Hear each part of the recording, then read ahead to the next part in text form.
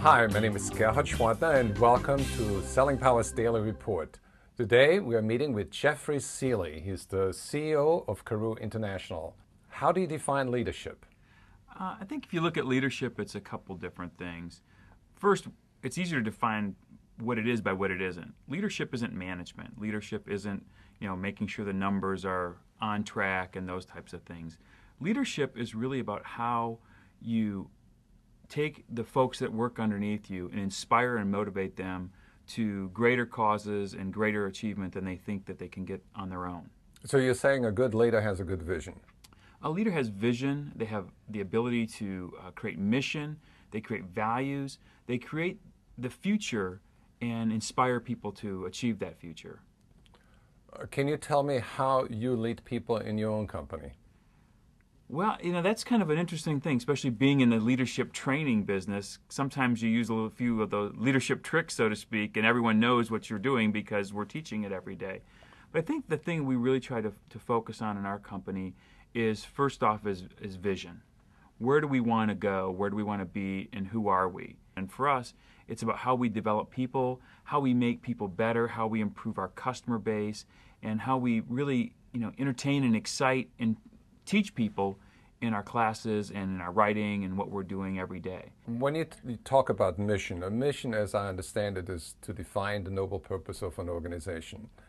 What does a good leader do to sort of sell that mission to every employee? I think selling it is every day, frankly, and not necessarily in a formal, have a big meeting and put up banners and those types of things, but it's selling it every day by being focused on it and being, true to it. And when leaders sometimes really get themselves in trouble, it's when they make decisions that aren't necessarily aligned with the mission or the vision and the values of a company. And everyone sees that. They see it in the leader, and then they say, okay, gosh, it must be, if it's okay for him or her to do, it must be okay for me to do because of this one exception.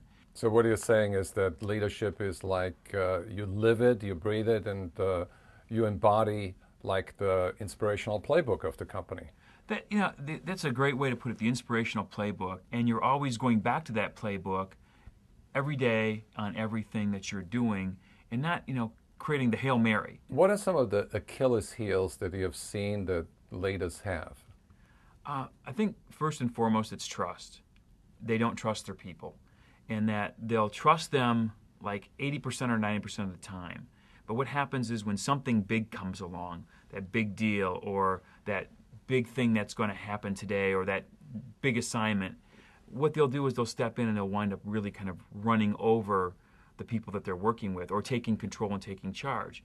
And what that tells the associate or their colleague is that, you know what, I don't trust you in this. I trust you kind of in the day-to-day stuff, but when it comes to the big stuff, here I am. I'm Superman, super leader. I'm here to save the day for you. And most of the time, folks don't need that. What they just need is encouragement. What they need is someone who can, be there to support them and be there in a supportive role. And that's one of the tougher things leaders really don't like to do is be in a supportive role. Do you feel that trust goes along with vulnerability, meaning that leaders don't trust their subordinates because they sense that those subordinates are a little bit on shaky ground?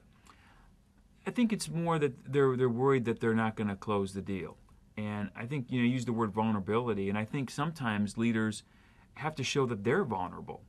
And, you're not always right. And I think sometimes it's one of the things that I try to do is actually sit in front of my staff sometimes and say, you know what, I made a mistake here, and here's how I messed this up.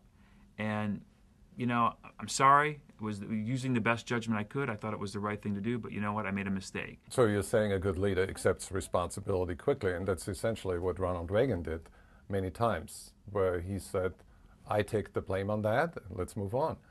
That's an excellent example, and I think that's a way to look at it is, there are times it's not only taking responsibility, but it's also not passing the buck. And you'll see leaders a lot of times will talk about when something happens, it was, we look at even our political environment, it's always somebody else's fault, and versus, the Ronald Reagan, I messed up.